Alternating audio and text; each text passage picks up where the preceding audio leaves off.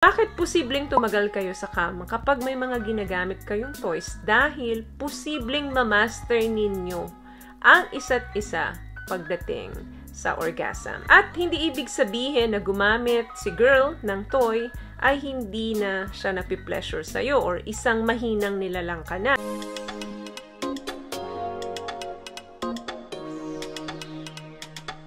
And for today's video is another concerned video po. Ang sabi niya is, Ma'am Cheryl, topic naman po about S-toys. Sana po mapansin niyo po. Napansin na kita kasi 5 po yung request ninyo dito sa comment section na sunod-sunod. Alam niyo guys, ang laruan ay dinesign talaga ito scientifically to aid your sexual pleasure. It is not an easy task to stimulate your body and mind at the same time. And this is where your S-toys, dito na po papasok ang tulong nito. Yung mga S-toys po talaga, dinesign po ito talaga para ma-hit yung mga tamang pleasure points. Para mabawasan po yung mga gawain ninyo pagdating sa loob ng kwarto. Ang gusto nating malaman dito is kung meron bang benepisyong ito na maitutulong sa inyong mag-asawa para mas maging mainit yung pagsasanib puwersa ninyo. Yes, meron po. Lalo na po kung alam ninyo yung toys na para sa inyo talaga. For example, kung sa tinggil lang kayo nakakaranas para makatapos, di bumili kayo ng mga laruan na para dun lang talaga. Kung ikaw naman yung babae na nakakatapos kapag may intercourse, di pwedeng bumili ka naman din ng laruan na para dun lang. Kung dun naman sa mga lalaki, medyo hindi na kayo masaya, kulang na yung sikip na nararamdaman ninyo doon sa mga partner ninyo kapag nakikipagtalik kayo, meron din pong mga toys para doon. Maging bukas ang isipan na pag-usapan kung ano yung kulang sa inyong dalawa na pwedeng makatulong o maidagdag ng mga toys na ito.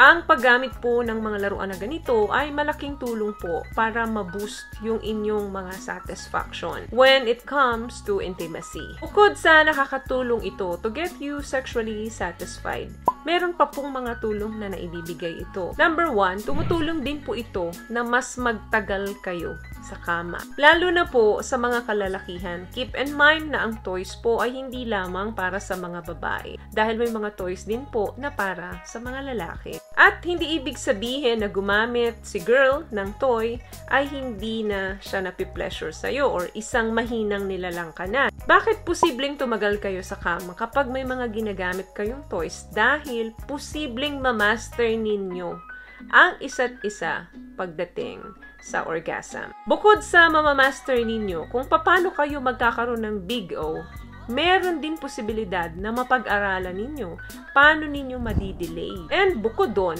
pwede rin ninyong mapag-aralan paano magkaroon ng multiple O. Number 2, ang paggamit ng mga laruan, mas na-manage ninyo yung dissatisfaction ninyo.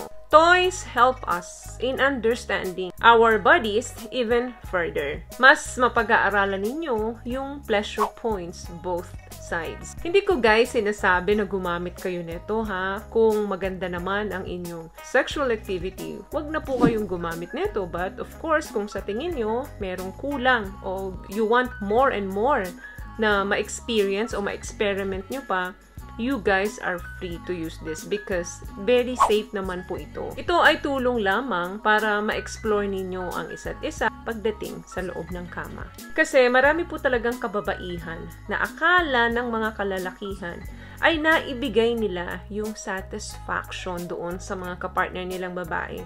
Hindi po lahat. At malaki pong porsyento na hindi nakakatapos ang babae. Last one, mas mag-i-improve po ang inyong S-life sa paggamit ng mga tamang laruan para sa inyo. So, pwede nyo pong gawing option ang mga device na ito para mas mag-improve pa yung inyong S-life. Pwede nyo gamitin yan during foreplay or doon na sa mga patay na oras na hindi nyo na alam kung ano pa yung gagawin ninyo. Kapag nag-improve po ang S-life ninyong mag-asawa, ninyong mag-partner, of course, babalik din po ang spark sa relationship. So, ang takeaway po ng usapan natin na ito, ang paggamit ng laruan po ay makakapagbigay talaga ng extra pleasure at anytime, any day. So, may mga gawa po sa glass, may mga gawa po ito sa rubber, sa silicone, at kung ano-ano pa. So, makikita nyo po yan sa mga online shop kung gusto ninyong subukan. You guys are free to check it.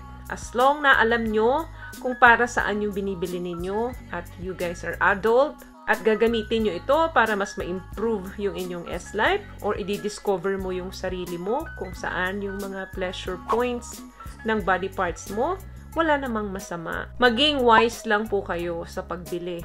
Dahil baka mamaya, hindi magandang klase yung mabili ninyo dahil ang hinahanap ninyo ay yung mumurain. Of course, pag mumurain po, meaning tinipid sa materyales, hindi maganda ang performance. So, bago kayo bumili, i-check ninyo yung feedback nung toy na binibili ninyo. So, yun lamang guys ang video natin for today. I hope nakatulong po ang pinag-usapan natin dito. At kung nagustuhan niyo po ang video natin, please give it a thumbs up. Comment down below and also share this video na rin po sa mga kaibigan na sa tingin yung matutulungan ng video natin. Once again, palagi po kayong mag-iingat at palagi po kayong manalangin. Thank you guys for watching and see you on my next one. Always love yourself and be a blessing. Bye!